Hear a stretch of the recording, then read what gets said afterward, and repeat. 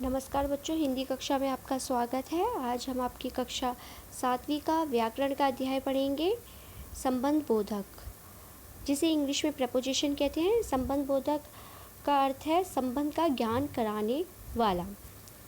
देखिए, आपके ये जो 3 चित्र दिख रहे हैं, वह शहर की तरफ चला गया। घर के सामने सड़क है, बिल्ली मेज के नीचे है। की तरफ, के सामने, के नीचे, ये जो शब्द हैं वो वाक्य के अन्य शब्दों के साथ संबंध प्रकट कर रहे हैं। इन शब्दों को क्या कहेंगे? संबंध बोधक कहेंगे। अब इसकी परिभाषा देखते हैं। जो शब्द संज्ञा या सर्वनाम शब्दों के बाद आकर उनका संबंध वाक्य के अन्य शब्दों से प्रकट करते हैं, उन्हें हम संबंध बोधक कहते हैं। जैसे कौन कौन से ये शब्द हैं? के आगे, के पीछे, बीच में, के बाद, के नीचे, के ऊपर, के सहारे। अब हम संबंध बोधक के भेद जानते हैं। देखिए, पहला भेद है तुलनावाचक। तुलना किस में, कौन से शब्दों से हमें पता चलेगा कि ये तुलनावाचक है? जहाँ पे भी ये शब्द आएंगे, की अपेक्षा, के आगे, के सामने, ये सारे जो हैं ये कौन से होंगे? तुलनावाचक। जैसे कि अब दूसरा है स्थानवाचक।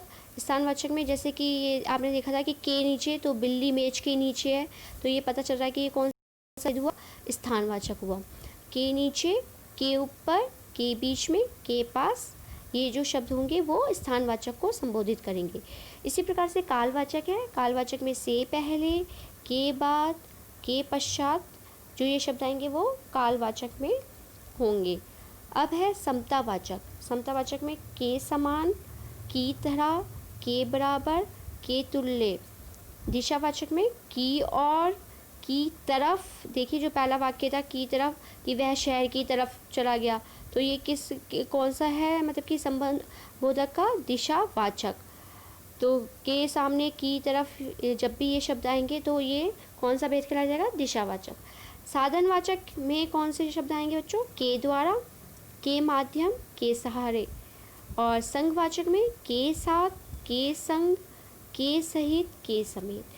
अभी ये हमने 7 जाने, अब हम 8वां इसका भेद जानेंगे। देखिए, 8वें में है हेतुवाचक, जिसमें ये आएंगे के लिए, के हेतु और के वास्ते, के कारण। विरोधवाचक में के विरुद्ध, के खिलाफ, के विपरीत आदि। पृथकवाचक में से अलग, से दूरी, से हटकर आदि। तो हमने अब ये जाना, क्या जाना कि संबंध बोधक शब्दों का प्रयोग हमेशा के, से, की आदि शब्दों के साथ होता है, अन्यथा ये वे शब्द विशेषण या क्रिया विशेषण का रूप ले लेते हैं। तो क्योंकि आपने जाना था कि अवयव में जब जाना था कि 4 भेद होते हैं, क्रिया विशेषण, संबंध बोधक, तो आज हमने संबंध बोधक के बारे में ही जाना। तो आपको समझ में आया होगा। धन्यवाद।